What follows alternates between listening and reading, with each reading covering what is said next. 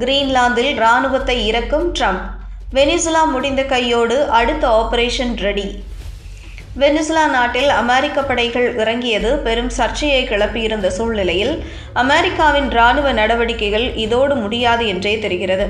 Trump தரப்பு அடுத்த கட்டமாக கிரீன்லாந்து நாட்டிற்கும் இராணுவத்தை அனுப்ப ரெடியாகி வருவதாக தகவல்கள் வெளியாகியுள்ளன. அமெரிக்க அதிபர் ட்ரம்ப் உத்தரவின்படி அந்நாட்டின் படைகள் கடந்த வாரம் வெனிசுலா மீது தாக்குதலை நடத்தியது. கடந்த சனிக்கிழமை வெனிசுலா மீது தாக்குதலை நடத்திய அமெரிக்க படைகள் அந்நாட்டின் அதிபர் மதுரோ மற்றும் அவரது மனைவியை கைது செய்து நாடு கடத்தியது. இது சர்வதேச அளவில் பெரும் பரபரப்பை ஏற்படுத்தியுள்ளது. போர் கூடாது என உலக நாடுகளுக்கு பாடம் எடுக்கும் ட்ரம்ப் இதுபோல உத்தரவிட்டது தவறானது என விமர்சனங்களும் கடுமையாக எழுந்துள்ளது. இது ஒரு பக்கம் இருக்க, வெனிசுலாவை போலவே ட்ரம்ப் கிரீன்லாந்திற்கும் கூட இராணுவத்தை அனுப்பலாம் என்று தகவல் வெளியாகியுள்ளது. இது தொடர்பான தகவல் வெள்ளை மாளிகையில் இருந்து வந்துள்ளது விவாதத்தை கிளப்பியுள்ளது. அமெரிக்க ஜனாதிபதி டொனால்டு ட்ரம்ப் கிரீன்லாந்து தங்களுக்கு தேவை என்று பல காலமாகவே சொல்லி வருகிறார். அமெரிக்காவுக்கும் ரஷ்யாவுக்கும் இடையே அமைந்துள்ள முக்கியமான நிலப்பரப்பாக இருப்பதால் அமெரிக்காவின் தேசிய பாதுகாப்பிற்கு கிரீன்லாந்து முக்கியமானதாக இருக்கும் என ட்ரம்ப் கருதுகிறார். இதன் காரணமாகவே பல ஆண்டுகளாக இது தொடர்பாக பேசி வருகிறார். ஆர்க்டிக் பகுதியில் அமைந்துள்ள கிரீன்லாந்தை தனது கண்ட்ரோலில் கொண்டு வர ட்ரம்ப் தரப்பு பல்வேறு ஆப்ஷன்கள் குறித்து தீவிரமாக பரிசீலிப்பதாக வெள்ளை மாளிகை உறுதிப்படுத்தியுள்ளது. அமெரிக்க இராணுவத்தை பயன்படுத்துவதும் கூட ஒரு ஆப்ஷனாகவே இருப்பதாகவும் கூறப்பட்டுள்ளது.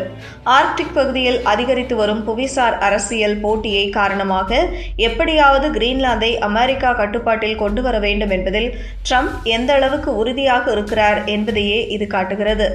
சுமார் 57,000 மக்கள் தொகை கொண்ட கிரீன்லாந்து டென்மார்க் நாட்டின் கீழ் இருக்கும் ஒரு தன்னாட்சி கொண்ட பிரதேசமாகும்.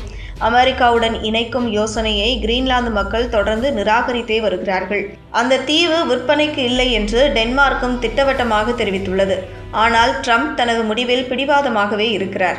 இது சர்ச்சையாக மாறியுள்ள நிலையில் இது தொடர்பாக அமெரிக்க வெளியுறவுத்துறை அமைச்சர் மார்கோ ரூபியோவுடன் மீட்டிங்கிற்கு டென்மார்க் முயன்று வருகிறது. இது தொடர்பாக டென்மார்க் வெளியுறவுத்துறை அமைச்சர் விவியன் மோட்ஸ்ஃபீல்ட் தனது சோஷியல் மீடியாவில் கிரீன்லாந்து பற்றி அமெரிக்கா சொல்வதை ஏற்க முடியாது. அது குறித்து விவாதிக்க ரூபியோவுடன் மீட்டிங்கிற்கு முயன்று வருகிறோம். கடந்த ஆண்டே இதற்கான முயற்சிகளை ஆரம்பித்துவிட்டோம்.